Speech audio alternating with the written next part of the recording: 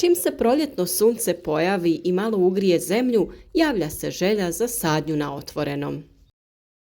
Ali prije toga, još tokom februara, bilo je dosta posla. Sijalo se razno povrće koje se uzgaja kao rasad. Kada je riječ o povrću, može se reći da postoje 3 važnija roka sjetve ili sadnje. To su rana proljetna, postarna i jesenja sjetva ili sadnja povrća. Ako ste redovno pratili naše video savjete, onda ste još tokom januara napravili plan šta ćete i kada sijati na otvorenom, koje povrće i u koje vrijeme ćete sijati u kontejnere za rasad.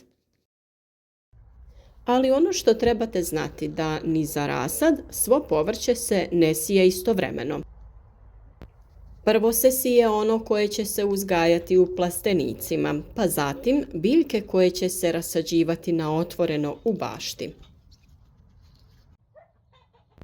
O toj temi smo također dali detaljne smjernice kada je za to bilo vrijeme. A sada je krajnje vrijeme da ukoliko niste, posijete presadnice poput paprika, paradajza, patliđana i sličnih za sadnju na otvorenom. S obzirom da skoro svaka povrtna vrsta traži određenu temperaturu za nicanje, rast i plodonošenje, te osvjetljenost, valja napraviti dobar raspored sjetve. Pa krenimo redom. Kalendar radova smo naravno objavili još u januaru, a prema njemu po mjesecima možete isplanirati radove u vrtu. Također, važno je napraviti pravi plodored za uzgoj povrća, o čemu smo također govorili. Za sve vas koji ste možda te savjete propustili, link za pojedinačni video ću staviti u opisu ovog videa. Prije sjetve, najvažnija stavka za uzgoj bilo kojeg povrća jeste priprema zemljišta, pa ćemo to zajedno odraditi u jednom od narednih video savjeta.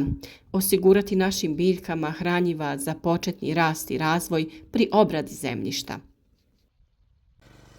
Tlo treba biti rahlo, obogaćeno hranjivima, obrađeno do prave dubine kako bi biljke imale što bolje uslove za kvalitetno plodonošenje. Povrće se može sijati u redove i u kućice, ovisno od vrste. Sjetva u redove je najbolja. Ovakvom sjetvom obezbjeđuje se ravnomjeran raspored biljaka na parceli. S druge strane, u kućice se sije povrće kao što su krastavci, lubenice, dinje, boranija, grašak, bob i slični, a pruža mogućnost da se sije na tačno određeni razmak u i između redova. A sada možemo već nazvati neki suvremeni način sjetve vezan je samo za proizvodnju rasada, a to je sjetva u kontejnere, čaše ili neke druge posude. Dubina sjetve je vrlo značajna za sigurno i pravilno nicanje. Dublje posijano sjeme teže niče, a suviše plitko često propada jer ne klija ili se klica osuši. Za svaku vrstu povrća postoji optimalna dubina sjetve i ona se utvrđuje na osnovu snage klice i osobina zemljišta. Ukoliko je sjeme sitnije i klica nježnija, toliko se mora pliće sijati i obrnuto naravno. Samo sjeme može vam dati neku ideju na koju dubinu trebate da ga posijete, tako što ćete njegovu veličinu pomnožiti sa 3 i tim odrediti dubinu. Povoljna vlažnost zemljišta omogućuje pliću sjetvu. Na lakim, rastresitim zemljištima sije se dublje, jer u površinskom sloju takvih podloga postoji izraženo kolebanje vlage. Osim toga, na lakom zemljištu klica pruža manji otpor pri nicanju. Vrijeme sjetve povrća zavisi od vrste, klimatskih uslova, rokova dospijevanja i namjene uroda. U zavisnosti sjetve u nastavku ćemo spomenuti određene rokove. Proljetna sjetva ili sadnja povrća je prvi rok. Počinje rano u proljeće sjetvom biljaka otpornih na hladnoću, kao što su mrkva, peršun, luk, grašak, a završava se sjetvom vrsta koje su osjetljive na hladnoću, poput krastavca, dinja, lubenica, boranije i tikvica. Za ranu proljetnu proizvodnju povrće se sije od sredine februara, ako će se uzgajati u grijanim plastenicima, a početkom marta za negrijane plastenike te sredinom ovog mjeseca za uzgoj na otvorenom. Sljedeći rok je ljetna sjetva i sadnja povrća. Najčešće se zove postrna sjetva i obavlja se tokom ljetnih mjeseci nakon što se obavi berba ranih kultura. Najvažnija karakteristika ove sjetve ogleda se u tome što je usko povezana sa mogućnostima navodnjavanja. U našem podneblju ova sjetva praktično nije moguća ako se usjev ne može navodnjavati. U tom periodu siju se kornišoni, rasađuju kupusnjače, sije boranija i mrkva, biljne vrste čija vegetacija završava do kraja oktobra. A tu je i rok jesenje sjetve i sadnje povrća. Kako joj i samo ime kaže, radi se u jesenjim mjesecima, septembru i oktobru, a rijetko u novembru. U ovom roku sije se povrće otporno na niske temperature koje za berbu prispijeva u rano proljeće sljedeće godine. Za jesensko-zimsku proizvodnju pripreme počinju krajem augusta i početkom septembra, tako što se na otvorenom sije zelena salata, crveni luk, rotkvice koji stižu za rasađivanje u novembru kada se sije špinat i blitva u plasteniku. Prethodno je potrebno iz plastenika ukloniti sve ostatke biljaka koje smo tu uzgajali. Zatim se zemljište obradi, unesu se hranjiva i kada za to dođe vrijeme, biljke se rasađuju, a špinat i blitva posiju.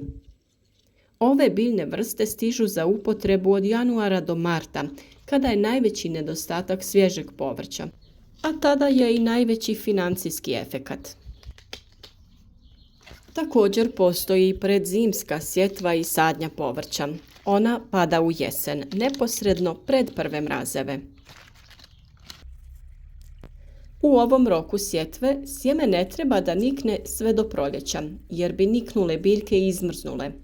U ovom roku siju se peršun, mrkva, luk i grašak.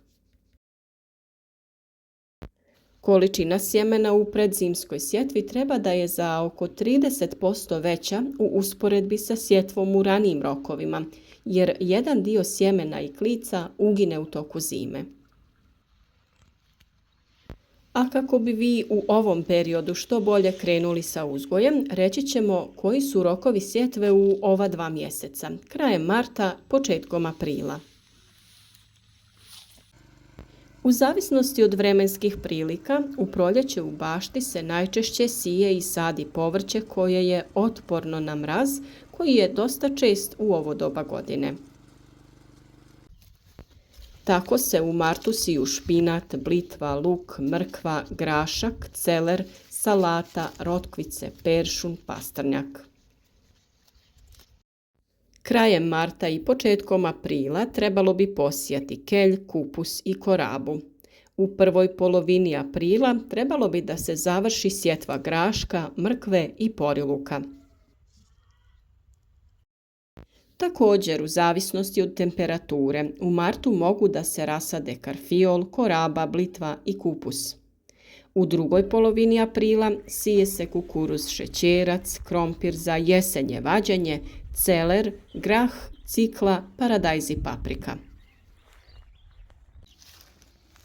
Krajem aprila mogu se posijati lubenice, dinje, krastavci i boranija, ali treba biti oprezan zbog mogućih kasnih mrazeva, pa ukoliko je potrebno, to izniklo povrće zaštitite od hladnoće pokrivanjem agrotekstilom, nekim folijama, lišćem ili slamom. U Upravo zbog tih mogućih mrazeva sa sadnjom rasada osjetljivih povrtlarskih biljaka kao što su paprika, paradajz, patliđan i tikvice, trebate sačekati do početka maja, pa čak i polovine maja u nekim krajevima. Niske noćne temperature im ne prijaju i mogu ozbiljno da im naštete. Ovo važi i za krompir koji je poslije nicanja osjetljiv na niske temperature.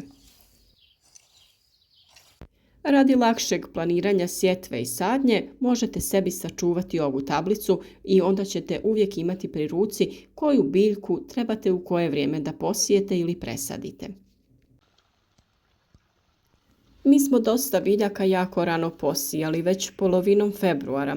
Sada već imamo lijepo razvijen luk, grašak, mrkvu i krompir koji polako niče. Tu je i dio luka koji smo posadili u jesen i salata, koji su zajedno izdržali sve zimske nepogode. Oni se nalaze u našim izdignutim gredicama koje smo sada popunjavali sa sjemenom drugih biljaka poput mrkve, rotkvice, poriluka i sličnih, te ćemo tako kroz cijelu godinu uvijek imati neke usjeve u našim gredicama. Družite se s nama u narednom periodu i u pravo vrijeme odradite potrebne poslove kako bi ostvarili što bolji uspjeh. Podržite naš rad sa lajkom, podijelite video sa prijateljima na društvenim mrežama kako bi i drugi imali koristi od naših savjeta.